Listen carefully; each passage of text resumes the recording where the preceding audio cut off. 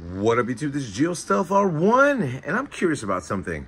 I have not opened up any of my Nintendo Switches as of yet, but here's a quick question. This Nintendo Switch came from Best Buy. This Nintendo Switch came from Target. This Nintendo Switch came from Target. This Nintendo Switch came from Walmart.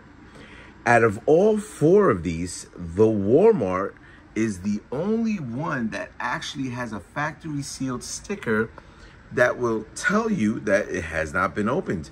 All the other three do not have that, which I find that kind of weird. Give me, when you opened it up, did you have a factory seal on yours? Not, or anything like that? Kind of went a little bit overboard. What do we have? I wanted to get the controller, the camera, the memory card. I got the Switch 2 box, which was very expensive. Not sure if I'm keeping, I'll probably just keep one, but you know, for the kind of money you ended up spending, I didn't even get a cover piece for that, which kind of pissed me off.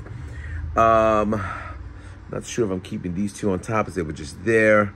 The power adapters I am keeping, and I'm not too sure if I'm keeping the steering wheels. They were just there and I bought them, so impulse buy and everything like that.